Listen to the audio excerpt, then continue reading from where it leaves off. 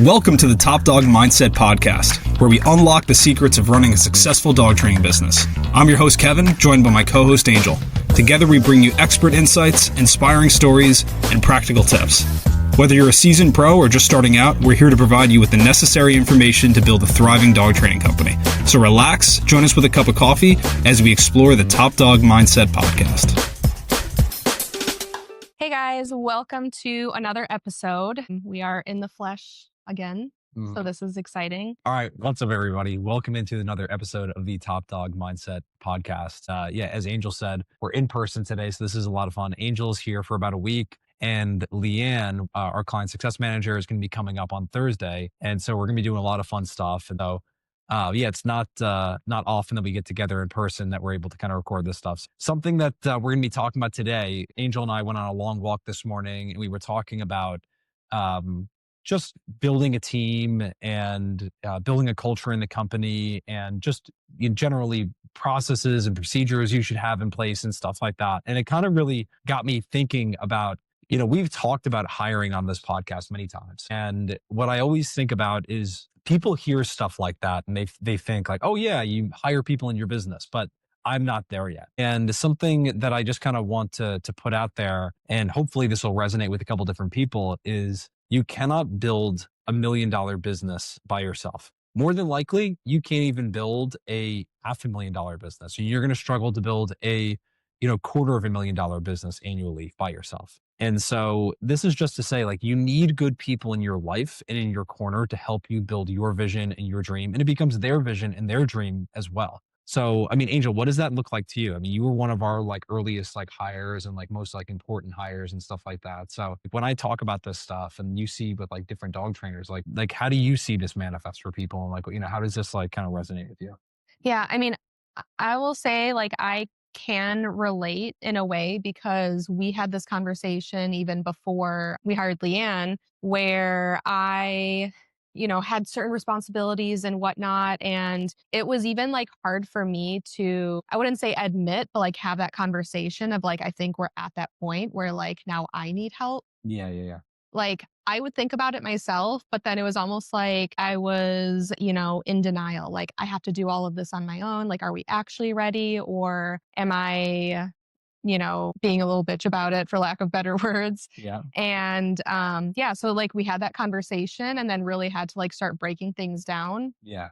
Some people don't have someone like that where they can talk to. You're the business owner, you're the only person. And so you have to have that conversation with yourself. But yeah, like I said, I can relate to that. So I think with our clients, the main thing that I'm seeing are people admittingly just being control freaks. They want to be able to control every step of what's going on in their business, rightfully so. But I think that you can do that even with having a team. Yeah, exactly. Obviously, because you have to train your team. You have to put together these different systems and processes and stuff like that, and make sure that everyone is following that. Yeah. Because if it doesn't, then sure, things might go to shit. But that's just part of the responsibility of making sure that things are going as they're supposed to, as being that control freak, and making sure you are still on the path for your vision. Things are getting done how they're supposed to, but you just have another person doing it with you. 100%. Yeah. Yeah, I think you're exactly right.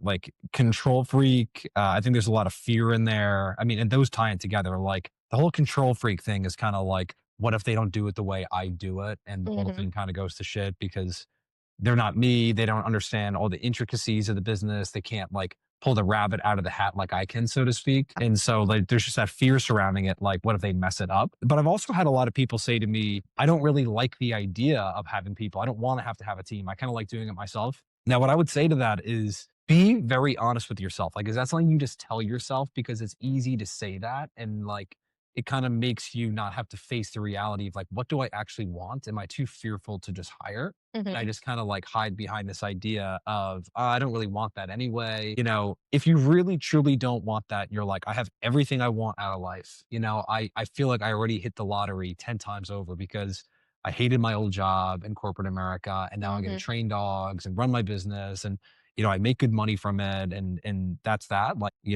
God bless. That's a beautiful thing. But for everyone else out there who's wants more, and you think about like in the future, I'd love to have people, but I'm just not there yet. I think it would be good to kind of talk about like how to help people get there, how to identify like when you're there, and like what to do, you know? Yeah. And so the two key hires I always talk about with all of our clients is first and foremost, identify where things are dropping off right now. And that's the hole that you need to plug, you know? So for a lot of people, just using a very basic business model, really successful business model for dog trainers, which is like private training, your core services are private training and board and trains, right? So for a lot of people, what starts happening is they start running out of time with like the board and trains and they can't get to the private lessons. And because Yeah. they're so booked up with all that stuff, they can't do consultations and they're having a hard time like answering the phone. My recommendation is always try and get like the service fulfillment taken care of first. So like a really good kennel tech, right? Somebody that you can train up to become a trainer one day. Like we were having this discussion yesterday on one of our group coaching calls where I was saying, kind of dawned on me that dog training is a fairly niche thing. Like it's not like there's millions of dog trainers walking around. It's not like there's a dog trainer college on every corner and people are like being funneled out of high school into dog training school. People are funneled out of high school into like liberal arts universities, getting business degrees. There's a lot of people getting back into trades. There's trade schools everywhere, you know? Dog training is a very specific thing. So when people say to me like, oh, I just need a really good trainer, I'm like, it's not that there's not a lot of them, but the really good trainers out there like are largely kind of doing their own thing and they're just kind of a dime a dozen. So what I've found is like you're going to have more success and higher probability of finding somebody that is just interested in working with animals and teaching them how to train. So that's not a guarantee. I'm sure you've met people like I know Jenny's hired a ton of people who were trainers and brought them into her companies and stuff like that. I mean, what has your experience been with that? Like, have you seen a lot of people that are really good trainers already, or are they people that kind of need to be like brought up and taught how to train?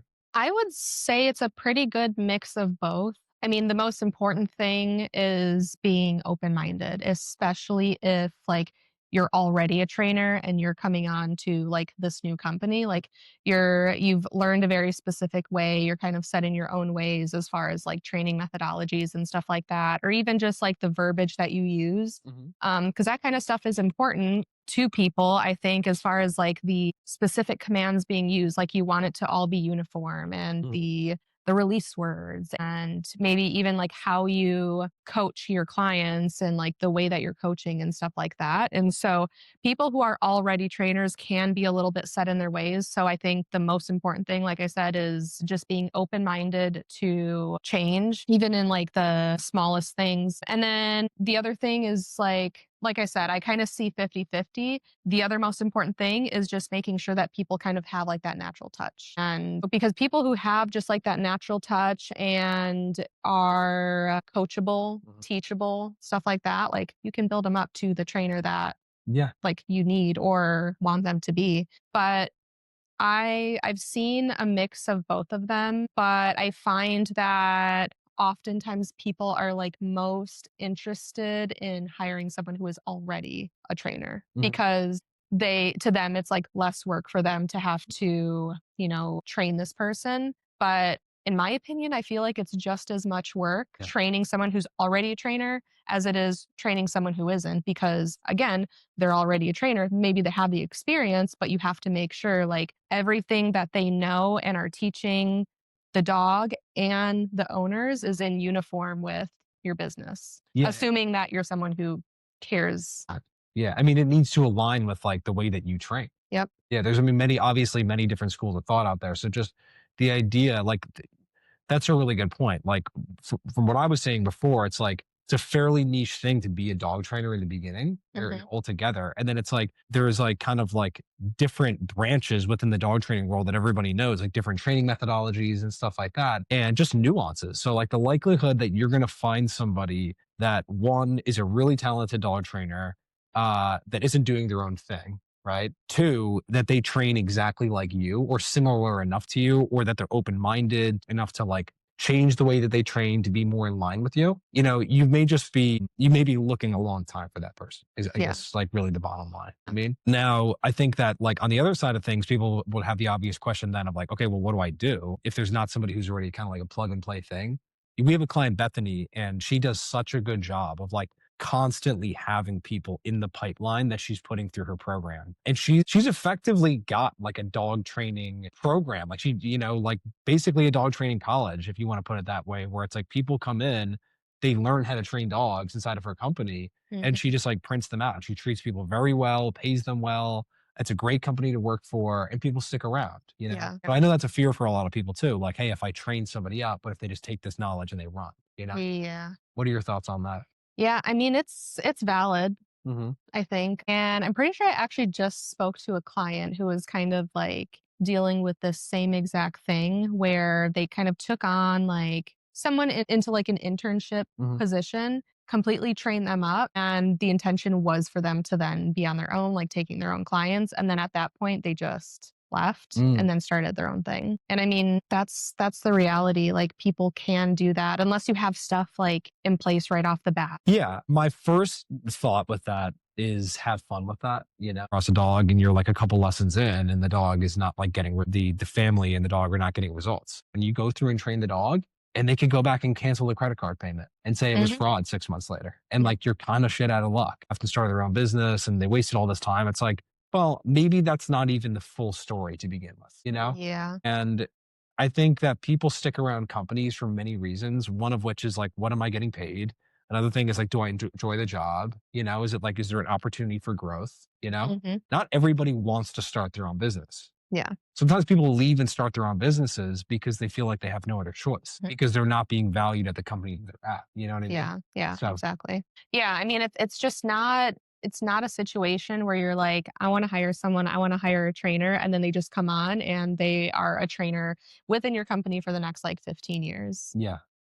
And like you said, the reality is like not everyone is actually going to be interested in doing their own thing. Hmm. I mean, I've met a lot of people too who do kind of have that mindset of like, oh, this is easy. Like, I can train dogs. I love training dogs. Like, and I think in general, that is often how people start their own company is because they're like, I am good at what I do. I enjoy what I do. Why not create my own thing out of it? But then you learn like there's so much more that goes into it. Yeah. Then you have to learn like a completely different mindset. Like now you have to learn a business mindset and you have to learn just like everything, sales and like everything that goes into it versus this company maybe that you were working for before where your boss, the owner of the company is the one doing all of the sales and doing so yeah, good luck with that. There's a lot that goes into it. Yeah, absolutely. It's not, as we've talked about, it's not as simple as just, I know how to train dogs. I'm good to go now. Yeah. And I just think like that is the risk you run when you're in business. It's like crazy shit can happen.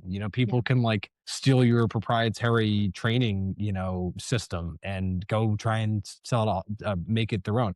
Those people don't win though. Like those people, like long term, it's like if you need to like steal my thing in order to go have success, it's like what happens when like I recognize that, okay, now we're actually entering into a phase in time here where we actually need to change the way that we train. It's like that person's not going to be able to think on their feet and do that. Like the only reason they were able to do what they were able to do was because they stole your thing. Yeah. So they're not going to be able to be around for the long term. You know what I mean? Yeah. And like realistically, you could be someone who's been in business for like, let's say even just like 5 years. Like you've built your business up over the 5 years. You train someone, let's say 1 year. So you've condensed all of that into 1 year of training. But like you said, like beyond that, like you run into a situation where you now have a client dog with issues that you've never faced before. Like maybe you've heard of it, but you have never trained Yeah. that dog. So now you're responsible for having to think outside the box and troubleshoot that thing. So at that point, like when people leave, that is pretty much like where their training stops. After that, they're doing everything on their own. Yeah. It's not like you have trained this person into like literally everything that they are and they're going to take it and run with it and just like build up this like 6-figure Exactly. business. Like there's so much more that they're going to have to do with it, obviously.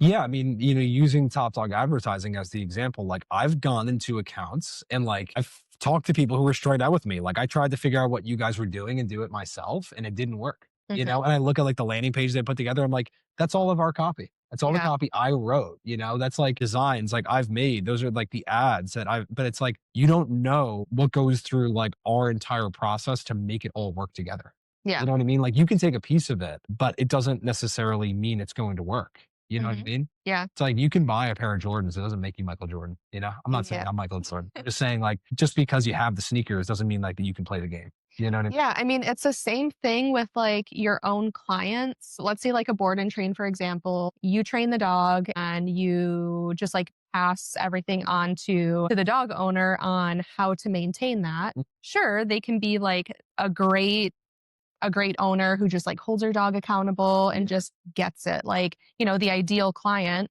but then they get a new dog, new issues, and then they all of a sudden run into an issue, or even like that current dog, let's say they run into an issue or like a scenario that they've never dealt with before, and giving that one command or that one correction or whatever it is isn't working. And then, they reach back out to the trainer like, "Hey, this happened." And it's like, "Oh, yeah, that's no big deal. Just, add this in and add that in." Like, you're not going to train a dog and then all of a sudden the owner is just a trainer and they're going to be able to train every single dog Exactly. from there on out on their own. Yeah. I just want to say this too. Like all of this is like really helpful, but it's also just like the main point here that is like most important for everybody to understand is like there's going to be competition. Yeah. Like even if somebody leaves you and goes and starts their own business and you're like, great, now there's another person in my market. It's like, yeah, but there could have been somebody who you're in Tampa, Florida, and somebody just decided to move from Maine down there and they were a really good trainer and they know what they're doing and they know how to run a business. Is like, great, now you're competing with the new person anyway. Hmm. It's like there's always going to be competition, Yeah. and there's that saying, the cream always rises to the top. It's like you just need to look at yourself in the lens of like, I can compete. I'm a capable person. I Mhm. can make this happen. And the other thing is too, it's like there's more than enough to work to go around for all of us. This whole thing of like oversaturated market, it's like, yeah, like there can become market saturation, but it's like there will be somebody in that market that is the clear and obvious winner. And how do you make that you? Yeah. So basically, be the cream is what I got out of that. It's something like that. I don't know. Be the cream. Yeah, I mean, I guess that one didn't make it onto that list over No. there. Yeah, just like Sharpie that in at the bottom, okay? But anyway, I mean, we kind of went on a tangent here, talking about like the mindset behind all this stuff. I was talking originally about like making hires in your business. If you do all that mindset work and you put all that thought process behind it of like, what do I actually want out of my company? You know, and if you're honest with yourself, and you're not resisting it, you're like, hey, I actually do want to build a team. To me, it was something that was always something I wanted to do. Like Mhm. I had this vision of people, like even years ago before I started this company, men, women working with me that were just really hungry to build something really cool. Mhm. And, I literally like manifested it. I thought about it all the time. I prayed about it. I was like just looking for people in my life that were going to be like supportive and just ride or die and, wanted to, just do something cool and build something cool together. And to me, like when I'm around you guys, it's like very inspiring to me because like there's just something really amazing about like someone showing up to work, caring about what they do, what you're trying to build, and just feeling like I'm not alone in this.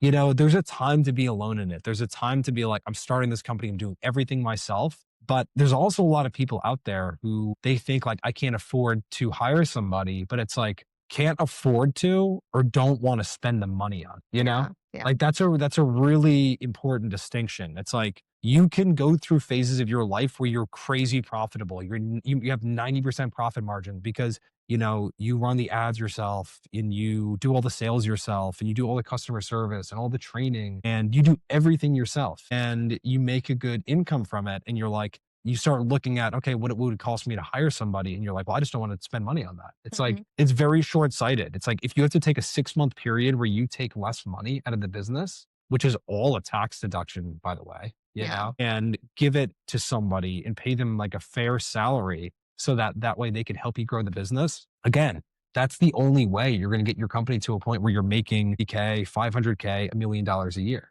Mhm. You're not going to get to in a dog training business $1 million a year entirely by yourself. There are one-off situations where that can happen.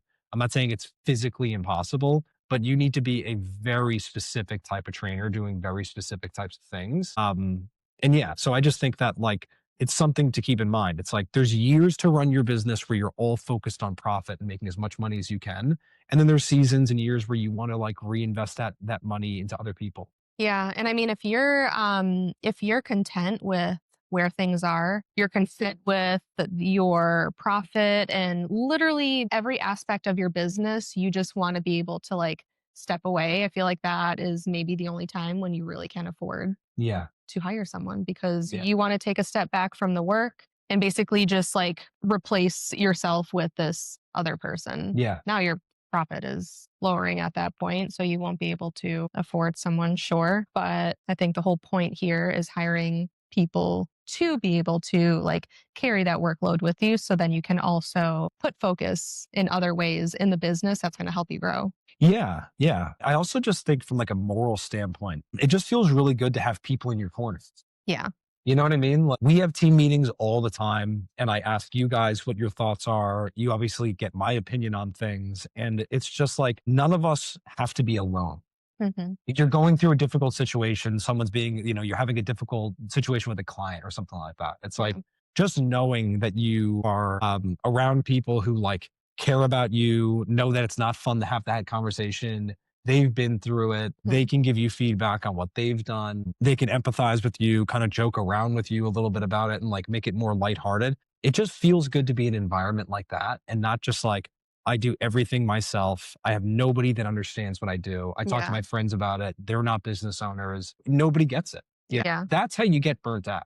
Yep. You're not meant to do this like entirely by yourself for forever. That to me, just speaking from personal experience, like that sounds like hell. Like trying to do everything myself for forever. Like Yeah. why would you choose to do that if you have the Yeah. option not to, you know? Yeah, but on that note too, like just surrounding yourself with those types of people, like, and this doesn't have anything to do with hiring, but like at the very least, being a part of like some sort of community or like coaching program, like something where you are then surrounded by like-minded people that you can bounce ideas off of, or, have someone to just be a sounding board and like, hey, I'm dealing with this. How would you handle it? And having someone to help you kind of think outside of the box. And again, that doesn't have anything to do with hiring because if you're just in a position where you don't want to hire, still having that type of community and support system is important, specifically with people who are like on the same page as you. You can have a good support system like family and friends and stuff like that, but unless they're like in it, in the same work and doing the same thing, it's a little bit different. Yeah, exactly. Yeah, that's a really good point. It ties into the idea of just like trying to do everything yourself. And like, I don't need to hire like a business coach or I don't need to hire an agency to help me or anything like that. Like, I'll just figure it out myself. And what I always think about with this is like, it's all about opportunity cost. That is the whole thing. You think about how much money you leave on the table by spending years trying to figure it out yourself. And I've done that. I've done the whole cheap thing where I'm like, I'll just watch YouTube videos and I'll just Google it and stuff like that. And it's like, why am I not getting the results I want to get? It's like, yeah, because it goes back to what we were saying before. It's like, there's a piece of this that's missing. It's not like a comprehensive put together strategy. It's like bits and pieces of information that you're trying to piece together. Yeah. I've tried to run my business that way. And the most growth I've ever seen in my company or companies that I've owned over the years is like investing in people, investing in mentorship, and just investing in like talent that understands how to get results. You know what I mean? Yeah. Like the amount of people I've spoken to and they're like, oh, I've tried running out my ads myself in the past and they didn't work. And they're throwing all this money at the problem. I'm like, in an effort to try and save money, you wasted so much money and time. You know what I mean? And if you just get plugged in with a good system, we see it all the time in our company with Top Dog Advertising. Like people come to work with us and they start making $20,000 in a month.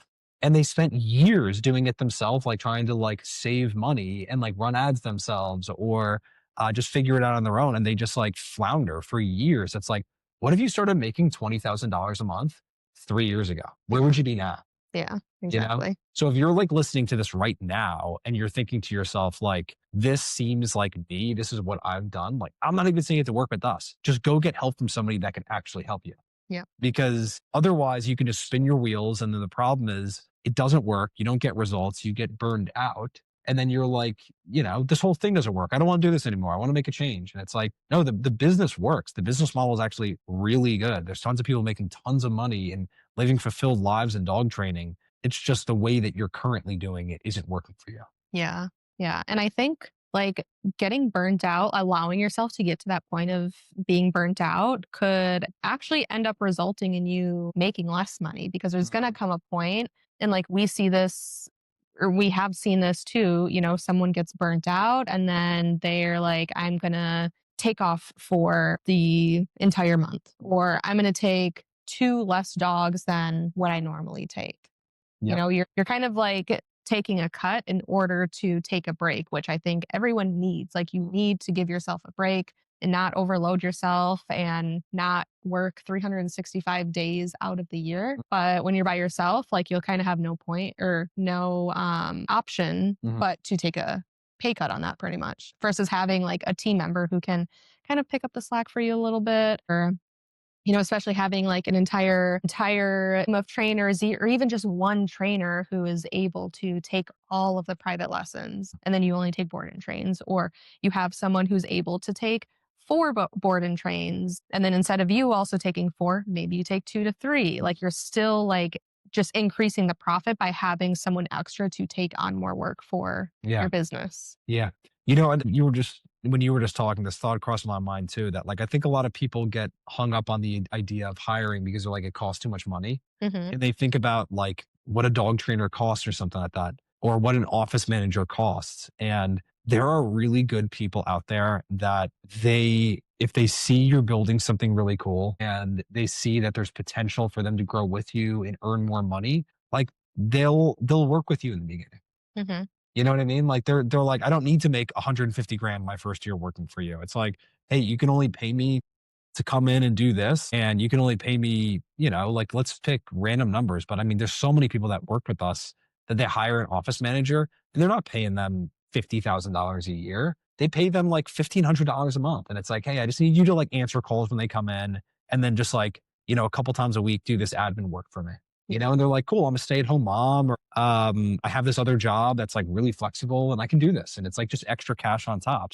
You don't need to think about it from the perspective of like, it's $50,000 a year salary or bust. You know what I mean? It's like, there's a lot of good people out there.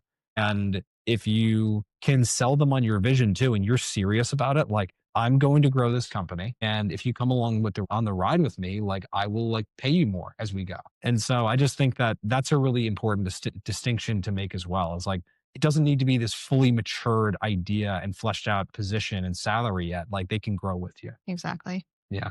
Well, this is going to be a shorter episode. We're going to wrap it up here. I hope you guys got some value out of this one.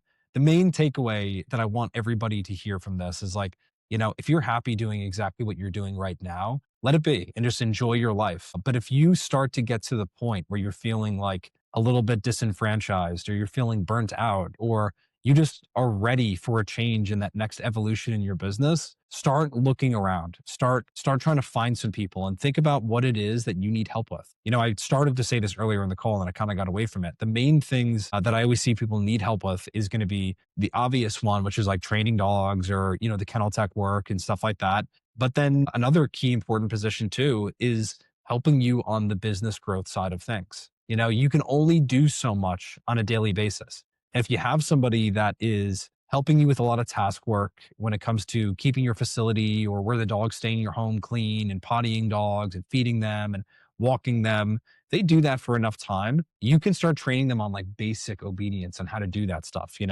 loose leash walking or whatever it may be. And then on top of that, like you are going to inevitably need somebody to help you answer calls and set consultations for you and stuff like that. And that's a massive hire in your business. When you can get to that point where you get to a place where you're missing calls, and because of that, you're not getting consultations booked, to then you get to a point where you don't miss calls, you don't miss out on leads because you have somebody that they're full-time dedicated to that.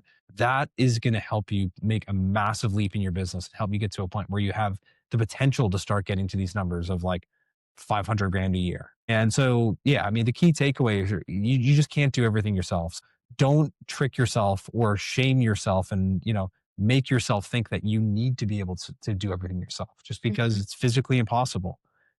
Pick any really successful company. There's not one person that works in that company, So, yeah, I hope you guys got some value out of this. We always love doing these episodes in person. It's always a lot of fun. And yeah, we got another episode coming out soon here. We got some more client success interviews lined up for you guys. So stay tuned and we will see you guys all in the next episode. See you guys. Bye, guys.